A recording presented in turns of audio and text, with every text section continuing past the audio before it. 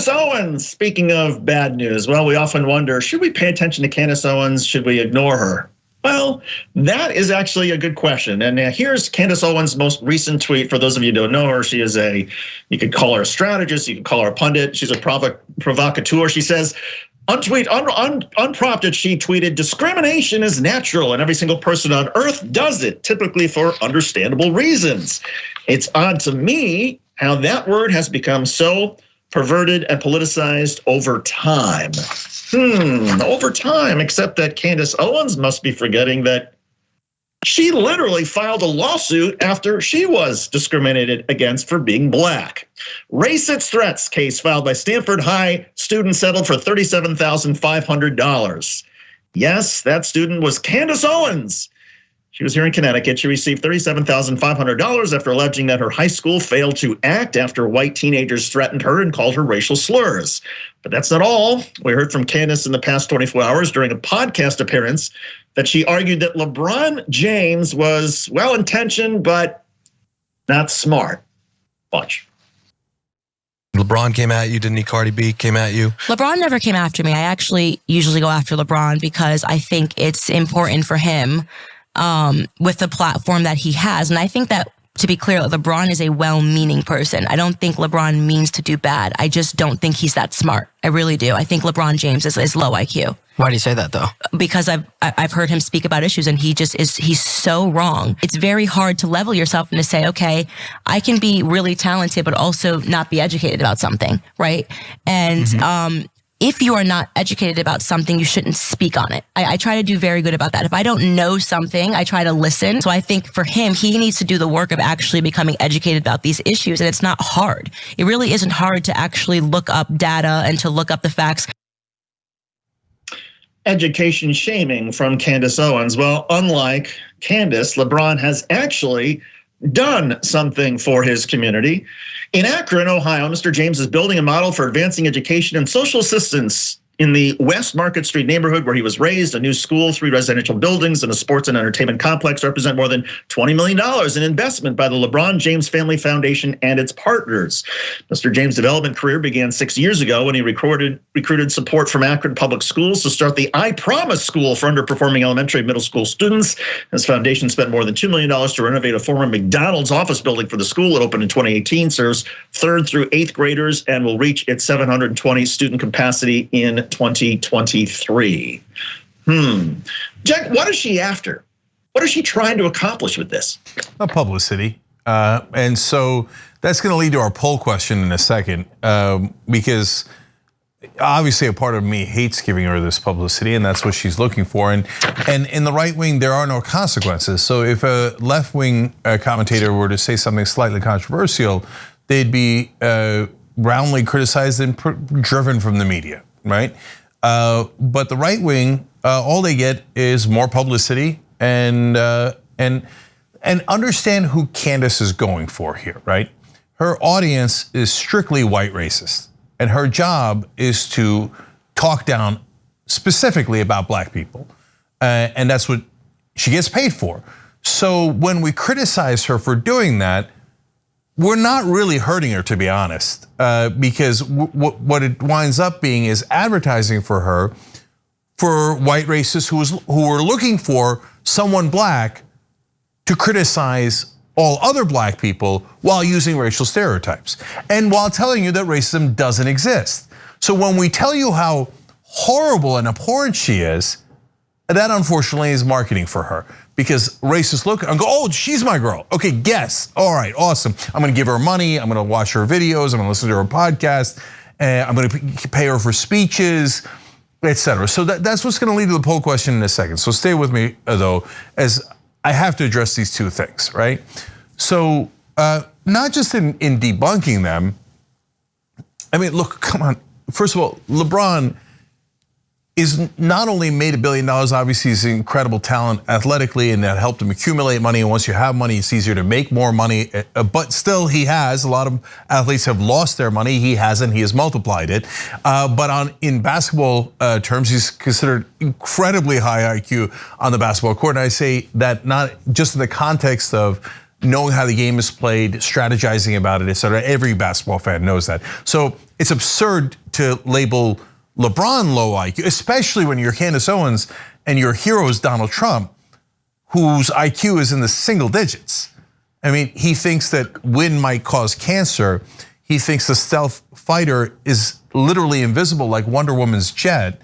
I mean, I can go on and on with the insane, incredibly dumb things Donald Trump said. Do you think Donald Trump is smart? And the minute you tell me someone else is low IQ, I think, oh, they must be a genius, because Candace apparently can't tell anything about intelligence, right? But so why does she take a guy who most commentators agree is incredibly intelligent and to say he's low IQ? Because he's black. And her racist audience wants to hear her say that every black person that is on the left, or really they don't really have to be on the left too much, okay? Every black person is low IQ. They love that. They're like, oh yeah, I knew it. See, there's a black person saying that other black people have low IQ. That validates my racism perfectly. Oh, I'm gonna give her money. I'm gonna give her money, right? And then on the other one, oh, there's no discrimination at all. She has said in the past, oh, nothing racist has ever happened to me. She sued for racism, for racial discrimination. But her audience doesn't care about facts. They just want to bathe in their feelings. And unfortunately, the feelings that they like the most is hatred. So they're like, oh, I knew there was no racism. I knew it. See, there's a black person saying there's no racism, even though she sued for racism. On the discrimination point, come on, right wingers, come on. You can't tell the obvious trick she's doing. Well, I discriminate because I like strawberry ice cream more than I like vanilla ice cream, so I guess discrimination must be good. Is it possible that some forms of discrimination are benign and other forms of discrimination are horrible when you don't do it based on your personal proclivities or on things that are not important, but you do it based on someone's race and then you use that against them in employment, in housing, in all these ways that absolutely harm or destroy their lives? If police were to do discrimination based on race, would you be in favor of it? I know that the right wingers are thinking, oh, I love it when they do that. But what if they did it to white people? What if they discriminated against white people? What if they discriminated against right wingers? Oh my God, you guys would lose your minds. I mean, you guys invent reasons why you feel discriminated against. Oh, they just said happy holidays to me. God, they're discriminating against me. I wanted Merry Christmas, God damn it, right? So apparently you don't like discrimination in some contexts, but she gives you that thing where she's like, oh, racial discrimination, it's no big deal. You're like, yes, I love it, I love it, I love it, right? So, all right, I'll give you the poll then, David, I'm curious your take on all of it. Should we continue to debunk false statements made by Candace Owens or just ignore her? Guys, this is a tough one because we've gone through this many times. We did it with Trump. We did it with the hilariously named intellectual dark web, the Shapiros and the Rubins and stuff. When we didn't debunk it, it started to gain traction.